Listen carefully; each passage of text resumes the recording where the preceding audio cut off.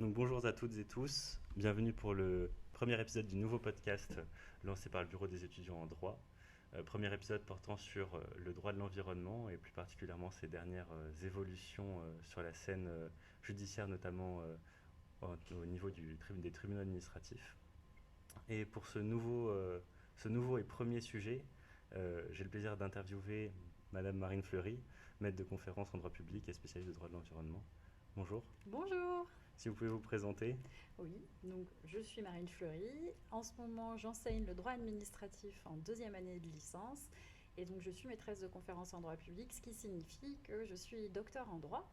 J'ai soutenu ma thèse en 2016 sur la délibération en droit public. Et à la suite de cette soutenance, j'ai passé des concours de la fonction publique pour devenir enseignante. Et j'ai été nommée à Amiens en septembre 2019, où j'enseigne donc maintenant depuis 5 ans. Et donc vous êtes spécialiste, donc, comme vous l'avez dit, de droit de l'environnement et vous avez également participé à certaines grandes affaires, notamment l'affaire du siècle. Oui, en fait, à côté de mes activités d'enseignante-chercheuse à l'Université d'Amiens, je suis également of counsel, c'est-à-dire je suis consultante associée dans un cabinet d'avocats parisiens qui accompagne des ONG de protection de l'environnement, mais aussi des solidarités dans comment dire, leurs demandes en justice en général. Et donc cette, ces affaires, elles ont comme fondement un certain regain d'intérêt qu'il y a pour l'environnement, Mhm. considéré non plus comme opposé ou en tout cas différente de l'activité humaine, mais comme un tout global. Oui, alors le droit de l'environnement, c'est un droit qui est très ancien. En réalité, c'est un droit dont on retrouve les premières traces à l'ère mésopotamienne. Vous voyez, donc les premières législations qui visent à accorder une certaine protection au milieu naturel remontent, datent du début, du point de départ des civilisations, lorsque les êtres humains ont pris conscience que leurs activités pouvaient provoquer des dégradations et des nuisances à l'environnement. En France, malgré tout, le droit de l'environnement, on pourrait lui donner deux grands actes de naissance. Alors, on pourrait là aussi parler de l'Ancien Régime, de l'ordonnance des eaux et des forêts de Colbert, mais plus récemment, il s'est vraiment consolidé autour d'une législation qui est la législation qu'on dit des installations classées pour la protection de l'environnement, qui va émerger au XIXe siècle, lorsque en fait le compromis social qui existait entre les activités industrielles qui se développent à la faveur de la révolution industrielle et les dégradations qu'elle cause pour la santé des riverains, des travailleurs et des travailleuses, mais aussi pour la qualité de l'environnement, n'est plus là. Et cette législation, elle va venir encadrer les conditions dans lesquelles les activités économiques vont désormais pouvoir se tenir lorsqu'elles ont une incidence qui est significative sur l'environnement, et c'est l'État, via le préfet, qui va assurer justement que c'est de limiter les nuisances causées par ces activités sur l'environnement. Cette première vision du droit de l'environnement, qui date donc du 19e siècle, elle est toujours actuelle. Le droit de l'environnement, bien souvent, il est présenté comme un droit économique. C'est un droit qui encadre les activités économiques plus qu'il les prohibe en réalité, et pour justement faire en sorte qu'on fasse un bon usage de la nature, c'est-à-dire que l'usage que l'on en fasse ne nuise pas à la capacité de la nature à procurer les services qui sont essentiels aux humains que la nature peut fournir.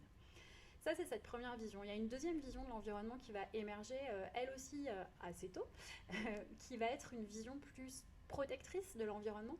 L'idée va apparaître de créer des sanctuaires, des espaces dans lesquels on va préserver la nature pour elle-même. Et ça là correspond plutôt à la création des parcs naturels, par exemple, aux États-Unis.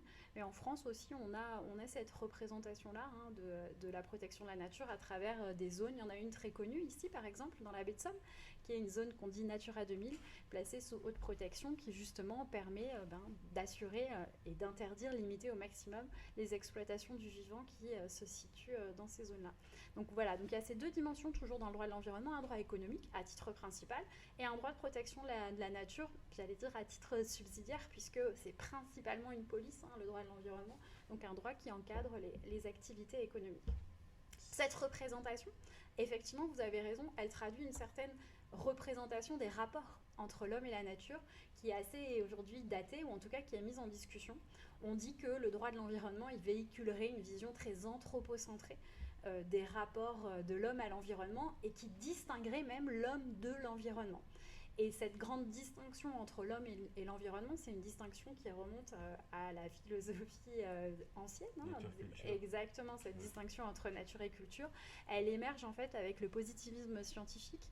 Donc elle émerge vraiment à partir du 18e, même avant, on pourrait mettre 17e siècle, quand le positivisme scientifique va se concrétiser.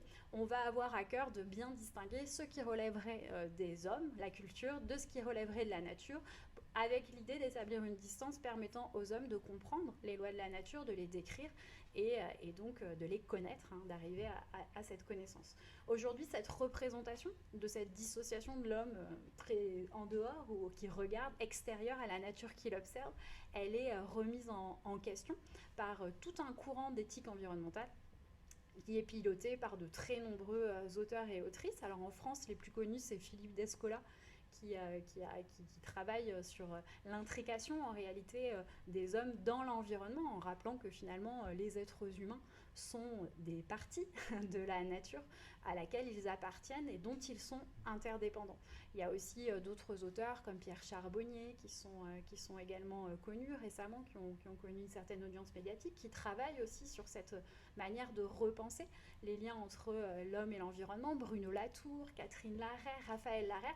Bref, vous voyez, c'est un mouvement qui embrasse très globalement tout un pan de chercheurs et de chercheuses qui réfléchissent en philosophie, en éthique, en histoire, pour donner les disciplines de chacun et chacune que je viens d'énoncer, à la manière de penser les relations entre les humains et la nature. Et l'hypothèse, on va dire, principale qui domine chez ces auteurs et qu'on retrouve chez un autre auteur qui est Baptiste Morisot, c'est l'idée qu'en fait, il faudrait penser davantage sous l'angle de la cohabitation. Une Les sorte de rapports. droit de la voie médiane. Exactement, et repenser de manière un peu politique, en fait entrer en politique avec la nature, c'est-à-dire réfléchir aux conditions dans lesquelles on est interdépendants les uns des autres et on devrait négocier ou délibérer des conditions dans lesquelles nos existences communes peuvent se concilier. Mais c'est un grand bouleversement, Et puisque ça, on le retrouve dans la jurisprudence du Conseil constitutionnel d'ailleurs, de, d'exploiter, d'utiliser les ressources fluviales par exemple, tout en préservant oui, c'est toujours la, affaire la d'équilibre. faune Oui. et flore locale. Effectivement, en fait, comme c'est un droit économique, le droit de l'environnement, c'est un droit qui est beaucoup marqué par les raisonnements utilitaristes, qui sont à l'héritage de la pensée libérale. Et donc, on va toujours chercher le plus grand bien pour le plus grand nombre, en essayant, le juge, en essayant de concilier tout un ensemble d'intérêts qui apparaissent comme étant différents et donc qu'il doit concilier à l'occasion de son jugement. C'est aussi évidemment le travail des autorités administratives. Je suis moins optimiste que vous sur la manière dont le Conseil constitutionnel réalise cette conciliation. Moi, j'ai pu soutenir, par exemple, dans un article qu'il défendait un principe de non-anéantissement du vivant, en lieu et place d'un principe de cohabitation avec le vivant, ce qui voilà, est quand même moins ambitieux que la proposition initiale, en tout cas telle qu'elle ressort des sciences humaines et sociales. Mais oui, oui, j'avais dit ça précisément parce que j'avais lu cet article-là et je me demandais si vous alliez rebondir dessus. Et donc cette conception de l'interdépendance des relations entre...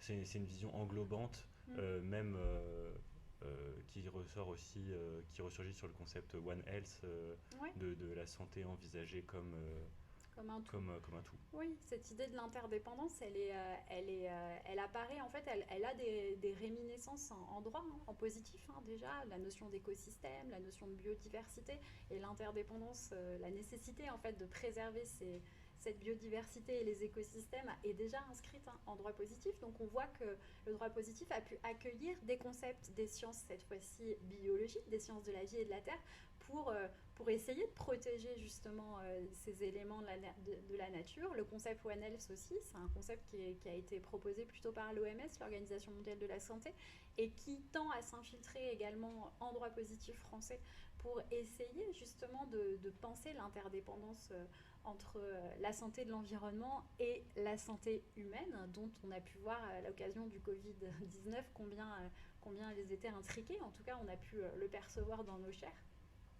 Mais tous ces nouveaux outils qui proviennent en fait plutôt des sciences dures, hein, ils bouleversent un peu la manière dont le droit de l'environnement a été pensé et construit, et leur concrétisation, leur mise en œuvre concrète en droit demeure très compliquée et voire un peu absente. C'est très compliqué en fait de donner corps à ces concepts toujours aujourd'hui.